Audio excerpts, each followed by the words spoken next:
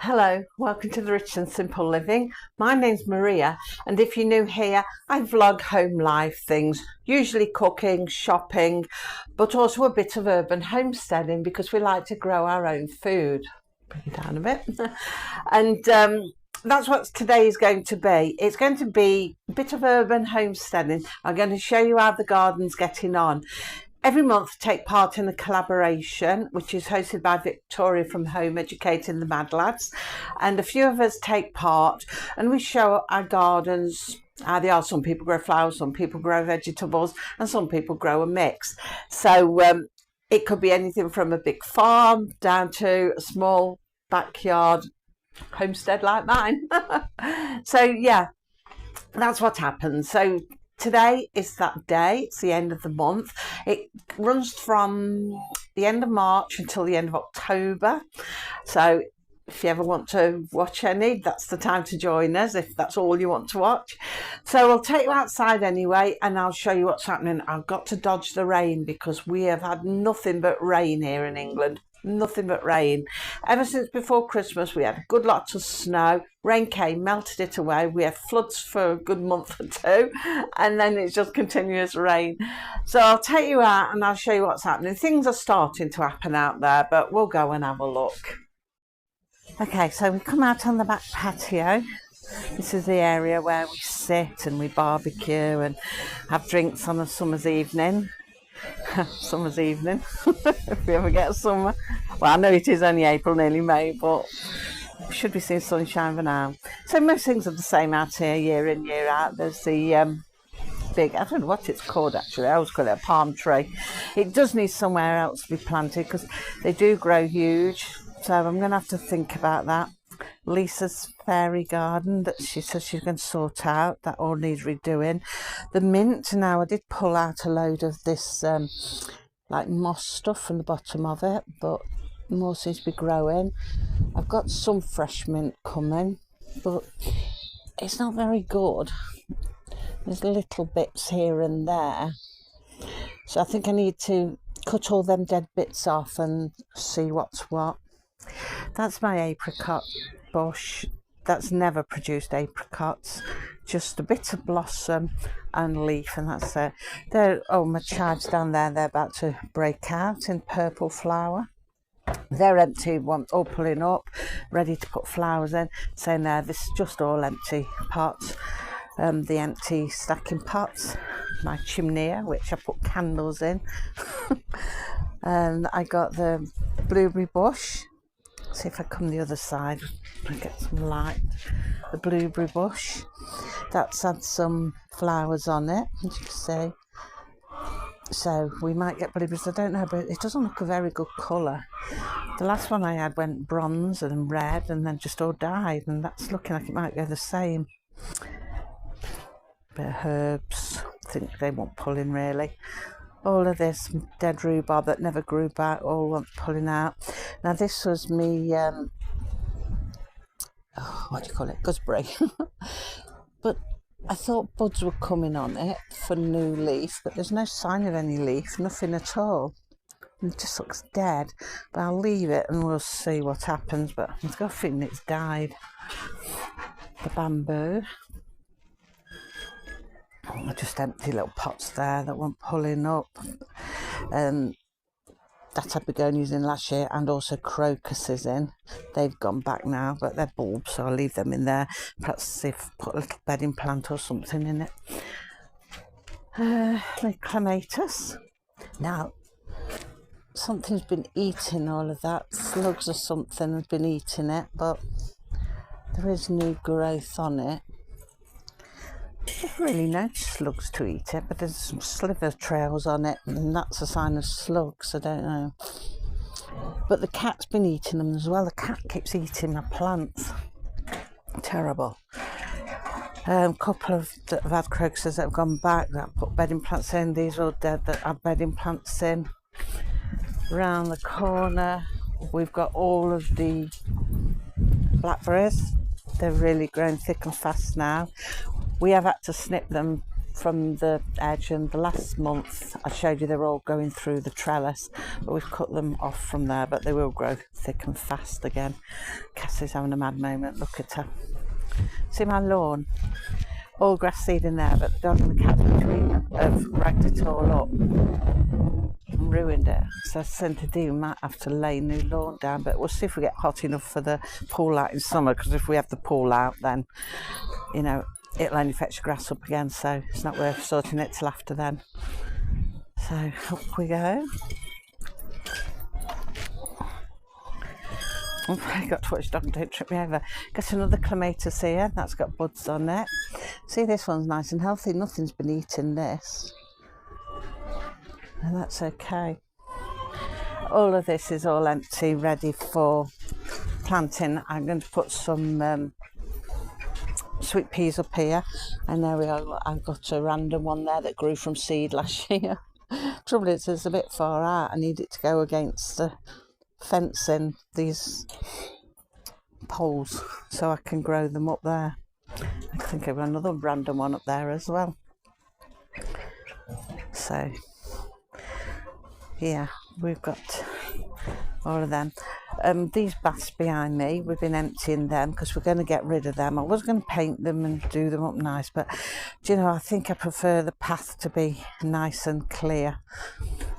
So perhaps some pots on the fence, you can see them hanging down there, but yeah, I prefer them to be nice and clear. So we're in the process of emptying them. Okay, so I'm in the greenhouse now. Let's have a look what's happening up here. Now these are meant to be cucumbers, but as you can see, there's only the one, and that's been nibbled at the end, so I don't think that's going to survive.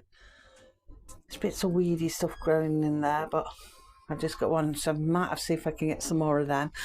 Which they're really expensive. For 4 seeds, they're nearly £5, and for them not to grow, you know, it is cheaper to go out and buy cucumbers, but the taste isn't there, and you don't know what they're sprayed on them.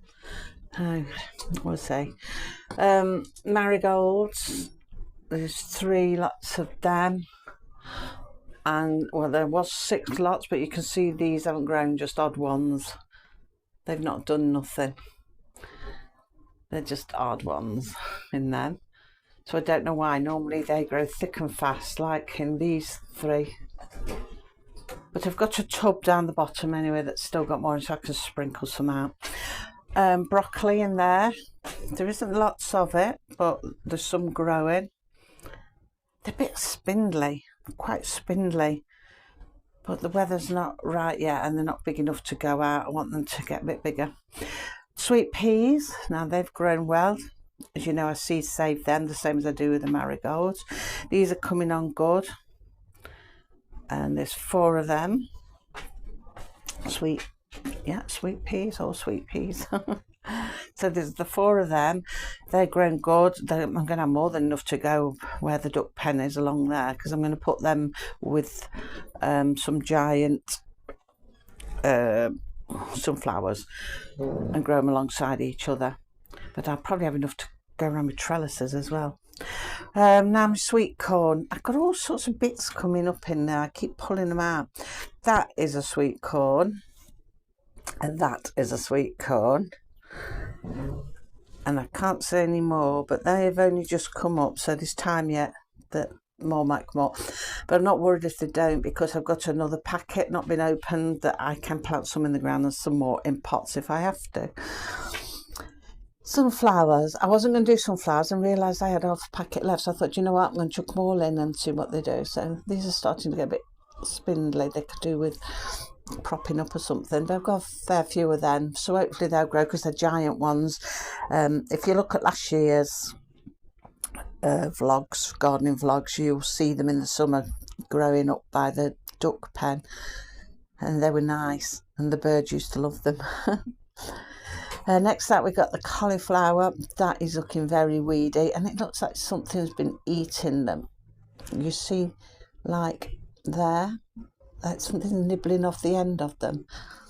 So even in the greenhouse, things aren't safe from things getting eaten.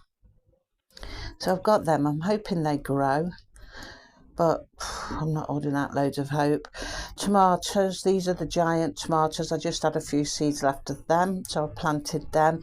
You don't really need a lot of them, but it looks like one of them's dying already. Nothing's doing very well at all. Plum tomatoes, I had half a pack of them left, so I put them in, and that's not a plum tomato there, that's a weed. We don't want you in there. So yeah, well, we'll get enough for what we need anyway. I've not bothered buying the money makers. I always get them every year, but I thought I'm going to use what I've got, and we'll evaluate next year. Now here was pumpkins. We bought pumpkins. It might be one coming up there, but I think it's been looking like that for a while. But that's it. Nothing else seems to be growing other than bits of weedy flowers in it. Beetroot. Now I put beetroot straight in the ground, which you normally do, but we put a packet in here as well, just to make sure we get some beetroot. They're coming up good. We've got the runner beans down here. Some of them are grown upside down. I never remember which way to plant them. And some are upside down. They look like aliens when they do that. I might have to put a few more in, but when I put them round poles, I often put an extra bean in anyway, so they'll grow on ahead, and then I'll have some a bit later. Broad beans. I didn't plant them last year, but I've got some left, so I thought I'm going to put some, and I'll put them in tubs as well and grow them up a pole and keep an eye on them because they get black fly. Somebody did give me a remedy for that. I'll have to have a look, see what it was. I can't remember what was it. Basil. Basil was in this one. I didn't put a label on it, but it's basil. But nothing has come up there at all. And that was a brand new packet of basil. Down here, I've got cornflowers. My son and daughter-in-law bought them me for Mother's Day from all of them and the children. And they're coming quite nice. They're growing quite nice. So I hope they do, because I like cornflowers. I love the colours of them, and it's a pretty tub as well, it coming. So yeah, that is basically all there is. 1 cucumber if it survives, 3 pots of the marigolds, 3, I've just got a couple in them. Broccoli, sweet peas are doing well, can't fault them. Sweet corn, there's a couple grown, but I have got another packet that I can deal with that. The sunflowers, cauliflower might be a bit hit and miss. Giant tomatoes, plum tomatoes, non-existent pumpkins, just weed growing in there. Do you know, I think actually that looks like one of these beetroot seeds. So I think they flipped across. I had help with them this year. Normally I do it on my own. I had help this year, and the person helped me just sort of slings things anywhere, so I've got bits shooting everywhere. Beetroot, runner beans, broad beans, the non-existent basil, which may come up, it may not, and what I'm hoping is going to be beautiful cornflowers. In here, my husband put cucumber seed in each of them. Now I never start them in here. This is where they land up in these pots. So no, they won't grow in there because, you know, look how big they are for a tiny seed. But nothing's happening anyway. So I'm going to have to see if I can get some more pumpkin seeds and some more cucumber seeds. I don't know if I can get them this late in the day. We'll have to see. Anyway, let's go out, see what's happening out here. Oh, so windy. Shut the door in there. We've got the ducks down there, and they've laid an egg. Let's go collect the eggs after. And some of them must be laying because there's only one out, so it's normally later in the day we collect them. Dean's working his way through the wood pile because I think we're going to knock this extension bit down. Either I'll have it back as a little garden area, or I'll have, what was I going to say, some grass. Right then, over there, the strawberries are coming on beautifully, got flowers coming on them. See the flowers? Coming on nice. You can see the carrots coming through down here in 2 rows. Now across there, see those things shooting through? That's the raspberries from behind, look, if it's focus. That's the raspberries from behind. And they're throwing the shoots up everywhere. And I think that's the one he's put the beetroot in.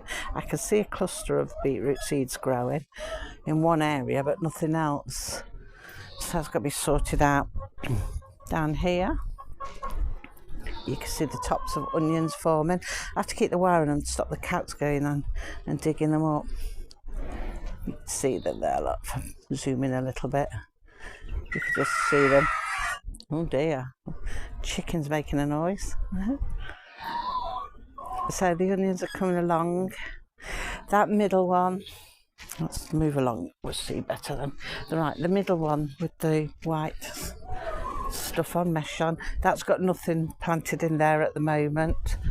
I'm not sure if that was designed for the broccoli or the cauliflower, one of them, I can't remember which. I've wrote it in my garden book, but it has got another raspberry shoot and it's getting quite big. And we can't pull them right up from the roots now because I think the roots go under the path to the actual main plants.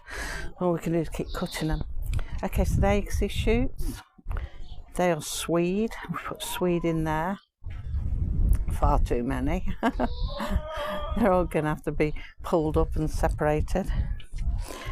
Below us, we have got little green shoots. That's lettuce. I'll probably put that out too early, really. But that's lettuce. I did put a row behind it of spring onions, but they're obviously not doing nothing or going to. They're empty, there's nothing in any of them yet. They're all waiting for the things in the greenhouse. This is where the sweet corn will go. But he's still got all this stuff on top of it. He dug it off and it's come back. Because he chucked it in out of the compost bins long before it was ready, then even though I put cardboard on it, it's just like this. It needs breaking down more. I mean, underneath, you can see where he's dug a bit there. It's quite nice soil. It's just that top crusty layer of store stuff. So I don't know. Oh, where that is along there, I did put some parsnips in there. I didn't want to grow any, but I'd got off packet left, so I thought we'll bung them in there and see what happens. But nothing really seems to be happening anyway. So yeah, whether anything will or not, I don't know. But the rest is all empty, ready for planting. Here I've got a little azalea plant. It's got a new leaf coming on it. That's what I had for Mother's Day in front of my sons. It was in a little pot in the house and I said, oh, we'll plant it out because it was getting big. It's doing all right there. So yeah, the raspberries, I've just shown you them. They're coming on good. The bunnies all huddled together down there. Just got a few plants on there. The lavender's thickening out nice, but they're dotted around. I put the lavender around the pens, so there's one down here as well. Because flies aren't keen on lavender, and I always think it's quite good to have where you've got small animals like rabbits who, you know, get diseases, maggots, if they land on the bottoms. So yeah, but we do fly strike the rabbits as well. But the more deterrent you can have, the better. So that's it really. I mean, normally by now I've got garden lights that go all the way around the top of the fence. I've got solar lights. I keep saying, oh, let's get them out, see if they work. But you know, every time you do, it rains. The path is still green because by now it would have been jet washed. It always gets jet washed around Easter time, but it's not been done yet. And next weekend's the Maybank holiday, so it's late being done because of the weather. It doesn't come up perfect anymore, but it just gives it a bit of sort of cleanness and tidiness for the summer ahead. It's probably going to be all but be in name summer. So yeah, we'll just have a look out the front now. Okay, so we'll look out the window because I'm not keen on filming on the front and everybody watching me. So that's my pear tree there that's looking lush and full of green leaf. Next to it is a little pear tree, which looks like a little stick with a few leaves. In the middle of that, excuse my washing machine, is a cherry tree. Now I had that from my uncle's garden when he passed away, but we don't know if it's an edible cherry or just an ornamental cherry, so I don't eat it. I just leave that one for the birds. And the third one in that row is a Victoria plum tree, and that's coming on good now. It's full of leaf. Camellias are in the corner. Their flowers have all died back now. Got a few tired looking pink ones. I'm going to have to shout above the noise of that washing machine. Down the side where the fence is, I just had to turn that off because the machine got so noisy and there's no way you could have heard me above it. What was I on? The third one in that row, the middle little ones. That's my Victoria plum. And that's getting a lot of leaf. I said about the camellia as well, so obviously I told you about the Victoria plum. The camellias, they're going back now. They're really nice. They're filling out lovely. You can see all the new shoots for next year. And it's had lovely pink flower. The nearest one, the one in front, the tallest one, that one was my mum's. I had that from my mum's garden when she passed away. So we're talking... good few years ago now, about 8 years ago. And now it's just started filling out and growing better because we just had to take these plants sort of any time of the year, not at the time you'd normally remove them, so it's hit and miss whether they're going to live. And the one behind it belonged to my mum's brother, my uncle, when he passed away a couple of years ago, and we had to do the same, and we had it in a bucket with mud for a while. So yeah, then we had it in a plant pot as well, so that's been in plant pot. So I think this is only its first year flowering out in the garden actually, so it's done really well, and I'm expecting that to flourish and fill out quite well like my mum's has. My mum's took a few years, but then that did get disturbed by a digger when the gas board came and dug everybody's gardens up, laying pipes and doing stuff, and everybody's gardens got dug up. It didn't matter who owned the houses. It was part of the gas works and they had to dig it up, and that was a couple of years ago. So it did get disturbed, and we thought it was going to kill it because it ran over it at one point near enough. So I was watching him like a hawk. So yeah, they're doing well. Look, the sun looks like it's coming out, but it's giving out rain later, and there's rain clouds up above. I can see it looks so nice for a minute on that green. Everywhere's so vibrant and green this time of year. Along the fence, I think that's where I'd got to. Last year I'd got dahlias and the little orange ones I've just shown you. I've forgotten what they're called. Marigolds. Oh dear. Marigolds in front of them, they look beautiful. So I'm hoping they do that this year. I'm hoping that the dahlias come back. So next to that, let's come along a bit. You can see the weeping willow in the middle, the little flower in the window. My friend bought me that for my 60th birthday last year, and I had a party 10 days before my birthday, and because I don't peek at anything that I get given, I just save until my actual birthday or Christmas if I'm given something. So of course this plant was in a birthday bag sealed up, me unaware of it. 10 days it went without water or seeing light. And still it survived, and now it's just over a year old now, and it's got I cut it back once all the dead bits, and it's got new bits coming again and fresh shoots. So yeah, it's doing well for saying. Anyway, let's have a look, see where's the best place to stand. There's the big apple tree there, that's coming out in blossom slowly. That's where I get all my apples from for my apple pies and things like that. I get a lovely crop of apples. And again, in front of that, see that stick in front of the weeping willow? I'm sorry I shake a bit, I'm not very good at holding things still. That's an apple tree, Golden Delicious, and behind that, I don't know if we can see it, well, you can just see the top of it, level with the Victoria plum along the wall. There's another Victoria plum, and that had blossom on it for the first time this year, so we might be getting closer to getting some plums in a year or two. So they're looking really good. So that's how the garden's looking at the moment at the end of April. It is looking promising. I mean, there's a few negatives and the weather's a big negative, but providing the weather turns around, I think things will suddenly take off. It happens every year. You look at things and think, oh, that's not going to do nothing, and it looks awful. And I'm sure it was better than this last year. But, you know, give it a couple of weeks, another month, things start to bloom, and then things really do blossom and take up all the space you've got. And you think, oh, goodness.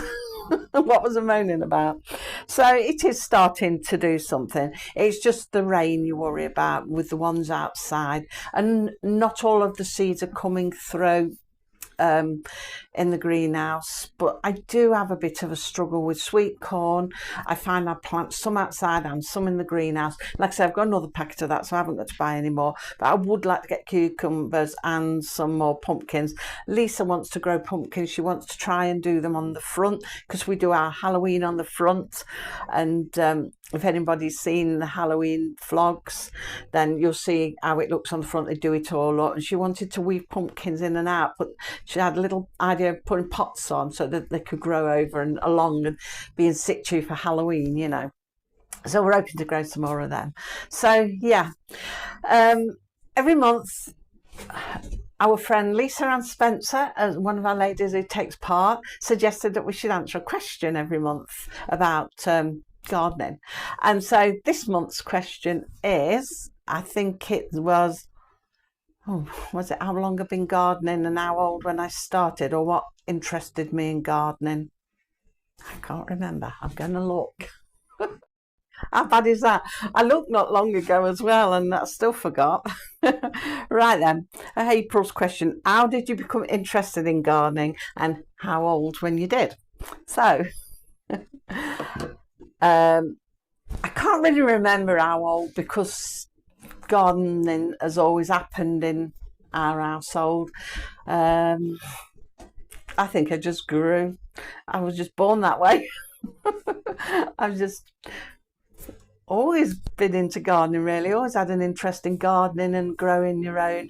I've always been interested in where food comes from, and I've always been a big believer in the old-fashioned way of eating, you know, your meat and 2 greens. But no, I liked studying the wartime era, food and what they grew and everything like that, because apparently that was one of the healthiest times in history for eating, probably because they didn't eat so much. But I've always had an interest in that kind of thing. I've always had an interest in the gardening. My grandparents on my mum's side, they had a big property. It'd be like a homestead, small holding type property. They got a stream running through where they had fish, watercress. They kept ducks, they kept chickens, and they surrounded by fields.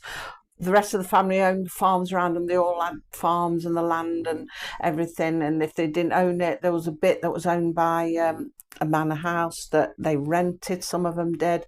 And my family was slowly buying them out. And they farmed. They went off shooting rabbits. They grew everything themselves.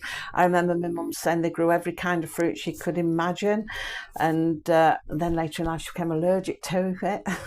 Doctor said she'd eaten too much when she was younger. So yeah, so I sort of grew up in that environment, country life environment, everything home cooked, and you know, I just never knew any different, I suppose. So I've always followed it on and always been interested in it. So there wasn't really an age. It's just something that's always existed. And I suppose that's why I got interested in it. That's what drew me to gardening, because I grew up with it. I've never known any different. And then Dean's the same. His dad always kept a garden, as did his granddad, and the gardens in them days were huge things. He had a bigger garden than I've got.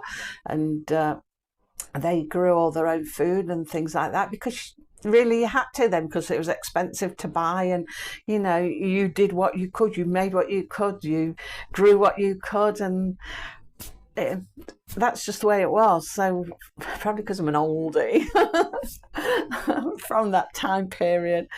But yeah, that's all you know, we've ever known. And Dean was always interested in gardening, and I was, and it was just automatic that we grew vegetables. We just sort of went bought seeds and We just assumed each other was going to be the same, and we were. So yeah. But as for my children, none of them are interested in gardening. They're all off to the supermarket, buy the food, don't care what's sprayed on it, don't care where it's come from. Plates look mostly orange. And I don't mean as in carrots, but they've no interest in all takeaways and things like that, even though they grew up on home cooking. And they say they always remember me making cakes and making food, and it's like military style, great big pans of stuff, because there was 7 of us in the house then. But if they were all home now, there'd be 8 of us, because Shana's never lived with some of her brothers and sisters. Well, some of her brothers, because they grew up and married before she was born. So, we haven't all been together at one time. But the most of us that have been together has been 7, and they were all good eaters. So, you'd grow lots of stuff, you'd cook lots of stuff, and it's just a way of life. It's just a way of life. So I don't know. There is no age that I got interested, and there's no sort of reason why I got interested other than the fact that I grew up in it. I mean, my dad wasn't a great gardener. My granddad used to come to the garden for my dad.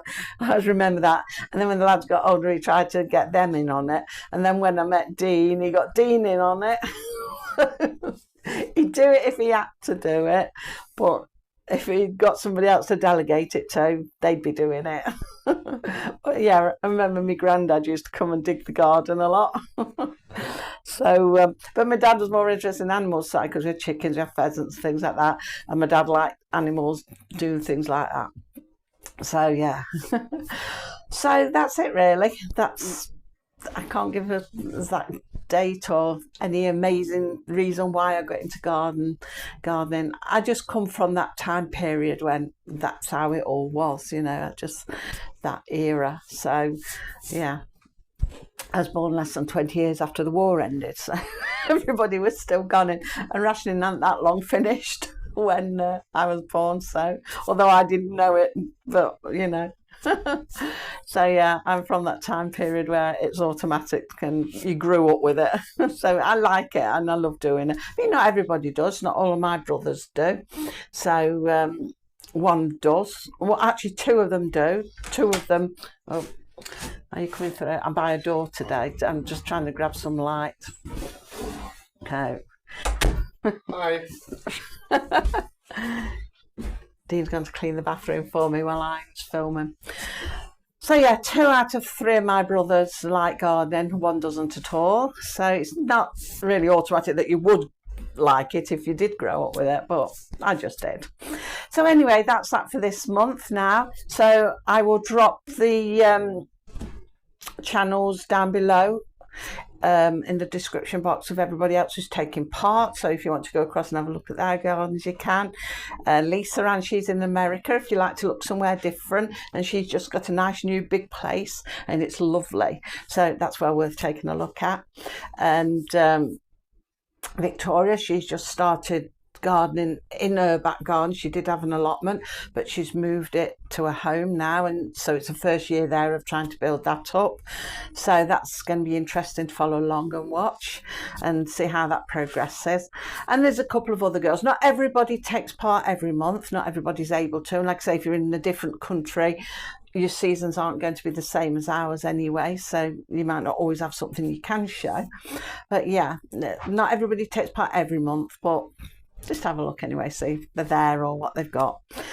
So that's it for today. Now tomorrow we're going to be back with the last scones episode.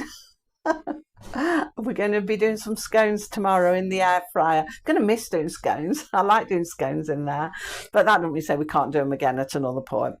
But yeah, tomorrow we'll be going to do scones in the air fryer. So until then, take care everybody. Bye.